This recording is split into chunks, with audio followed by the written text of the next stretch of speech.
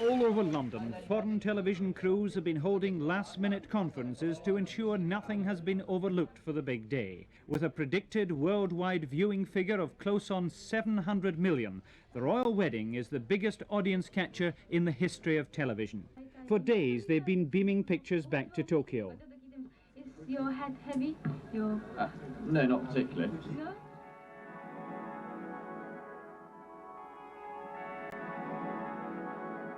In the countdown to the big day, the whole world looked to Britain, just as a long-running problem reared its head again.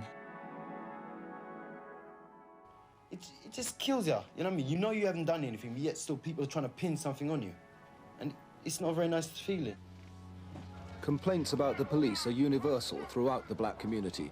Middle-aged matrons and respectable working fathers, clerks and cooks and councillors, all have their own experiences. People were fed up with being searched.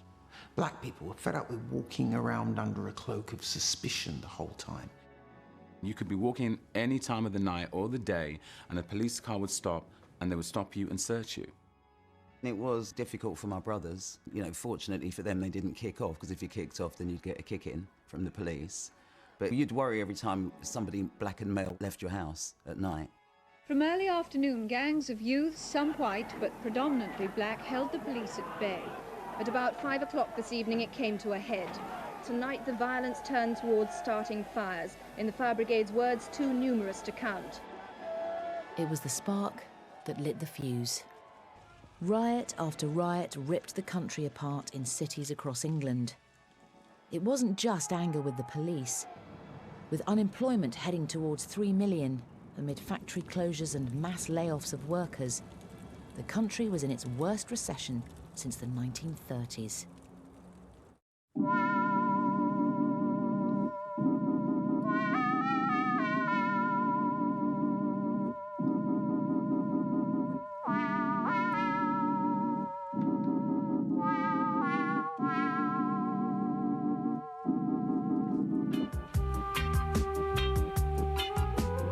Great pop music just gets the pulse, gets the zeitgeist, and Jerry Dammers just tapped straight into that with Ghost Town.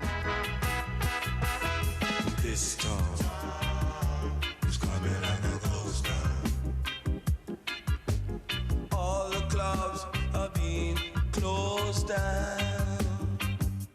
The song took about a year to write it all. I was messing about with the tune first of all. The lyrics came afterwards. Bands won't play no more. Too much fighting on the dance floor. It was based on what we were seeing touring around the country.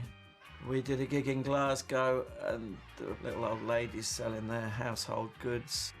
And in Liverpool, just driving into the city and, you know, all the shops were boarded up. It was just a very strange atmosphere.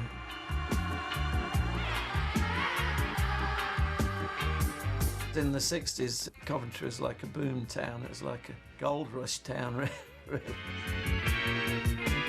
Do you remember the good old days before the ghost town? That had all gone pear-shaped, obviously, so I had this very joyful middle eight in the middle of the song, which was very commercial and sort of sing-along. It was a very strange coincidence that this was going up the charts and the whole country was erupting into rioting. The sus laws were in full effect, so the song was written in reaction to that. That's the line, people getting angry. Can't go on no more. People getting angry. It was an amazing thing that a song like that could be on Top of the Pops. You know, the fact that it was on a Thursday night, kids could discuss it next day at school. And also they had time to buy the record. It's almost like people voted with their cash for like political ideas, you know. It's strange, but that's what they were doing in a way.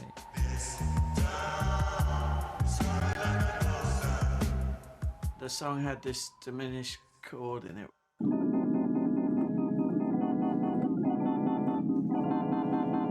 Which was the devil's chord in the Middle Ages, that people were banned from playing it on pain of death.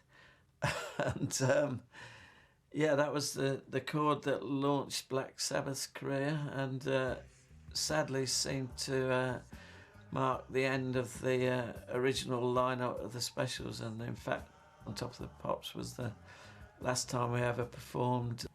Fun Boy 3 came in the dressing room and announced that they were leaving afterwards, so that added to the surreal and rather sad atmosphere of the whole time, really. Yeah, so there.